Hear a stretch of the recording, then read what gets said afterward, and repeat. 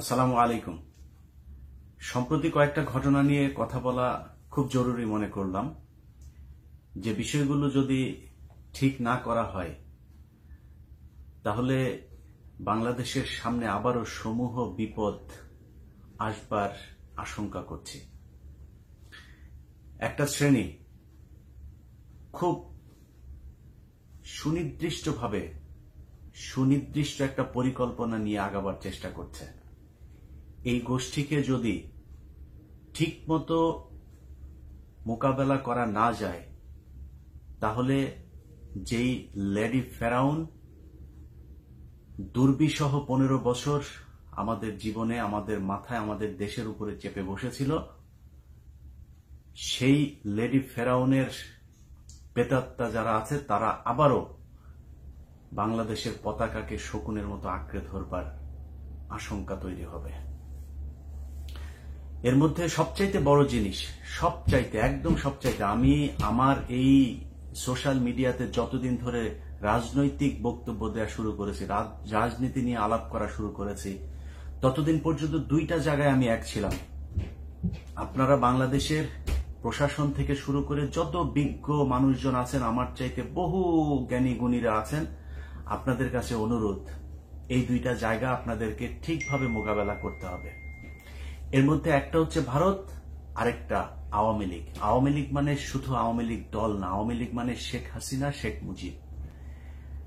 32 নম্বরে লুঙ্গি ড্যান্স আপনার গান হয়েছে 15 আগস্টে, সেটা নিয়ে আমি কয়েকজন সমন্বয়কেরও খুব নরম সুর দেখলাম। আমি তাদের প্রতি সম্মান রেখে বলছি, ভাই আপনারা বাংলাদেশে মেজর ডালিম বীর যোদ্ধা,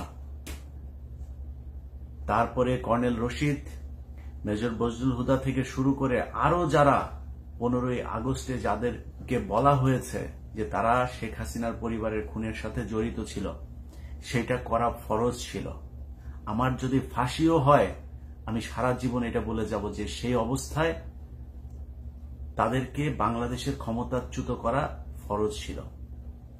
আমাদের বাংলাদেশকে আজকে যেমন স্বাধীনতা আমরা পেয়েছি, প্রতিটা মানুষ যার ঘরে ভাত নেই সেও মনে হচ্ছে হাত ছেড়ে বেঁচেছে, যে একটা বিশাল বড় বোঝা বাংলাদেশের মানুষের মাথার থেকে গিয়েছে।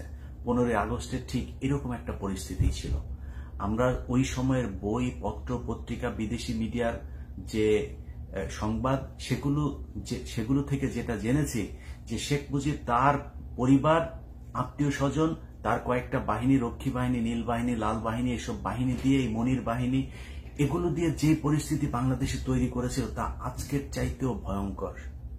শুধু শেখ হাসিনার মতো 15 বছর সময়টা শেখ মুজিব পায় নাই। যদি পেত তাহলে শেখ মুজিব শেখ হাসিনার চাইতেও ভয়ঙ্কর একটা ডিক্টেটরের রূপ নিত, সেটা পারে নাই।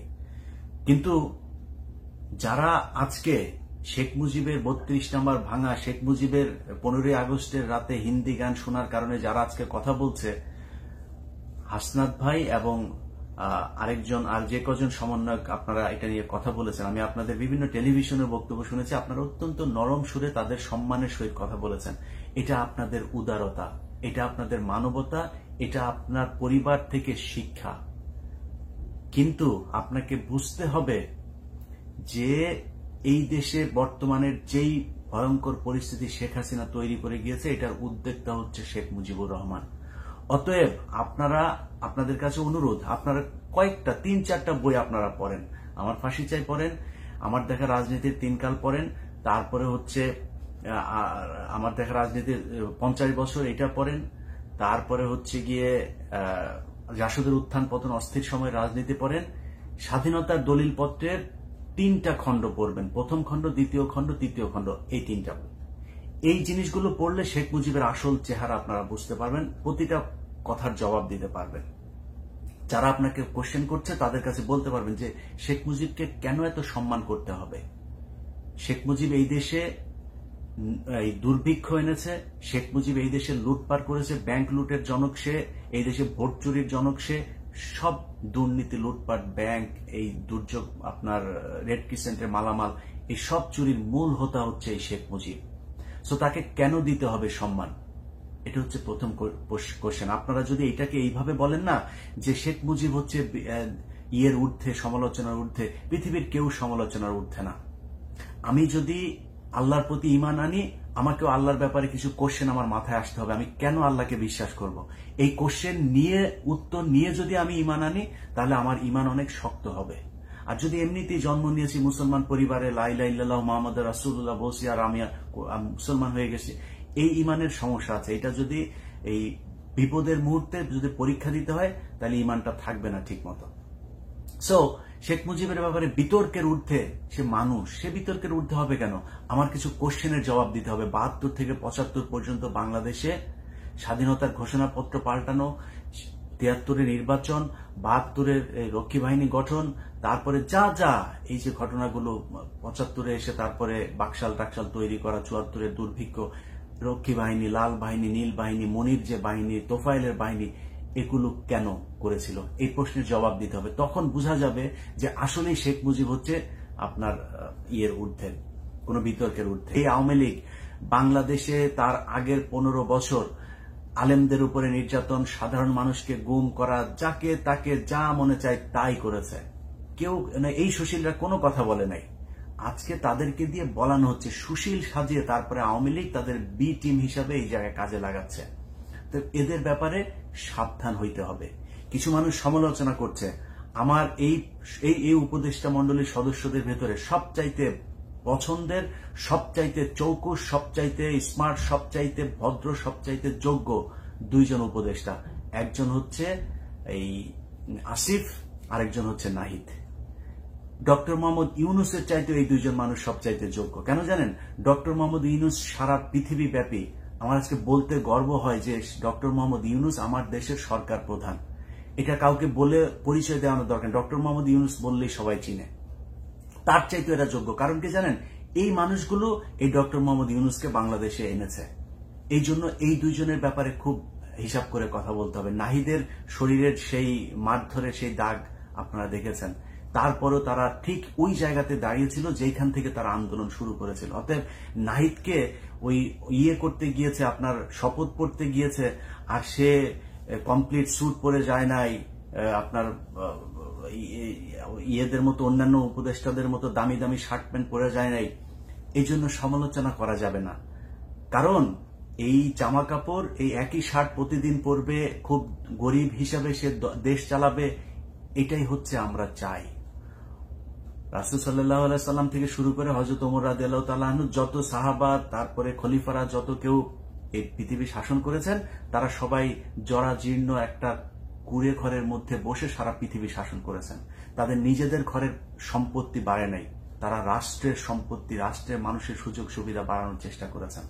অতএব এই দুইজন এই কি পড়লো না পড়লো এটার দিকে তাকানোর দরকার নাই। ওনাদেরকে যারা স্যার বলেছে, এটা নিয়েও দেখলাম কিছু কিছু মানুষ সুশীল কিছু কিছু সমালোচনা করছে। মমতাজকে স্যার বলেছিল, তো ম্যাডাম বলেছিল সেনাবাহিনীর colonel, lieutenant colonel, major general, তখন খারাপ লাগে নাই আপনাদের? এই দেশে মুরাদকে স্যার বলেছে পুলিশের এসপি, তখন খারাপ লাগে নাই? ডিসিরা স্যার বলেছে, খারাপ লাগে নাই? ময়মনসিংহের নাজিমউদ্দিন আপনার 5 মিনিটের আপনার এই 3x বের হয়েছিল, তখন খারাপ লাগে নাই?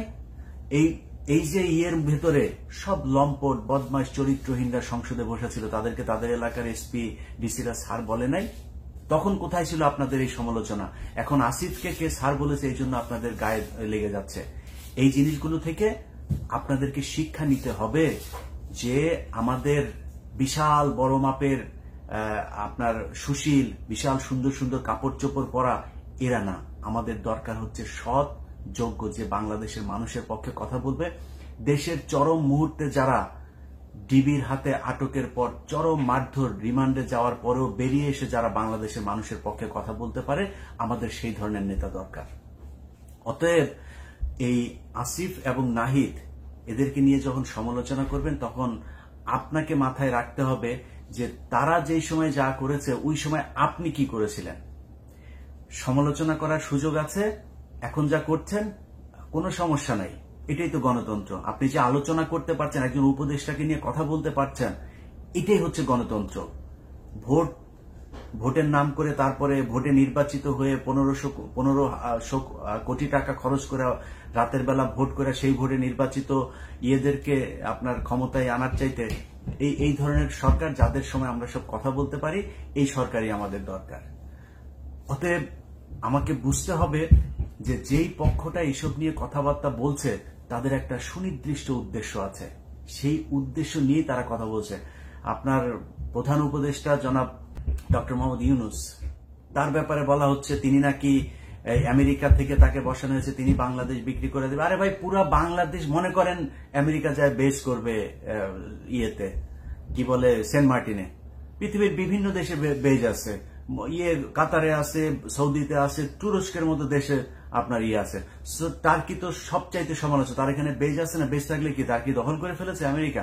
আমার সেন্ট মার্টিনে এসে যদি নাকি তারা বেজ করে করুক, কোনো সমস্যা, আমার শত্রু আমেরিকা না। আমেরিকা কোনোদিন বাংলাদেশ দখল করতে যাবে না। বাংলাদেশ যদি দখল করে, সেটা দখল করবে ভারত আর চীন।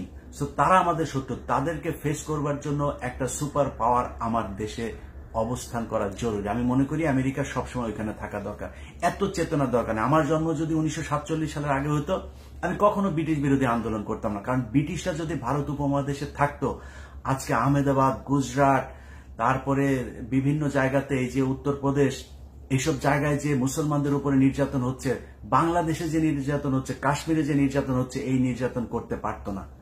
তারা যাওয়ার কারণে সেটা হয়েছে। ভারত উপমহাদেশে যদি ইংরেজরা এখন পর্যন্ত টিকে থাকতো, তাহলে বাংলাদেশ, নিউজিল্যান্ড, অস্ট্রেলিয়ার মতো একটা উন্নত দেশ হতো। আমরা চেতনা দেখিয়ে, বিশেষ করে আমাদের মুসলমানরা বেশি এই আন্দোলনগুলো করেছে। আমি কখনো করতাম না এই আন্দোলন। আমি অবশ্যই ব্রিটিশদের এই দেশে থাকার জন্য যা প্রয়োজন সেটা করতাম। অতএব আমেরিকার বাংলাদেশে থাকা খুব জরুরি। আমরা চাই আমেরিকার অবস্থান বাংলাদেশে সবসময় থাকুক। তারা আমাদের শত্রু না এই মুহূর্তে। আমাদের দেশ যদি আপনি স্বাধীন করে ফেলতে পারেন, সেটা ঠিক আছে। আপনার দেশের প্রতি ইঞ্চি জায়গার ভেতরে ভারত তাদের নিয়ন্ত্রণ প্রতিষ্ঠিত করেছিল। কোথায় গেছিল তখন আপনাদের এই সমালোচনা? কেউ তো কোনো কথা বলেন নাই। মংলা পোর্ট, চিটাগাং পোর্ট, সব জায়গায় বাংলাদেশের ভেতর দিয়ে 1 টাকা ট্রানজিট দিয়ে তারপরে ঢুকে গিয়েছে। কেউ কোনো কথা বলে নাই। এই যে মানুষগুলো আজকে কথা বলছে, তারা ওই সময় কথা বলে নাই। যারা ওই সময় কথা বলেছে, তারাই আজকে যদি এই সরকারও যদি বাংলাদেশের বিরুদ্ধে কিছু করে, তারা দেখবেন এখনো কথা বলবে। তারা কাউকে ছাড় দিয়ে কথা বলবে না। কিন্তু তারা যারা তখন বলে নাই, এখন বলছে, এগুলো হচ্ছে সুবিধাভোগী। এরা আওয়ামী লীগ এই গত কয়েক বছরে কয়েক লক্ষ কোটি টাকা চুরি করে তারপরে এখন ভারতে গিয়ে বসে আছে, সেই টাকার বিনিময়ে এখন কথা বলে।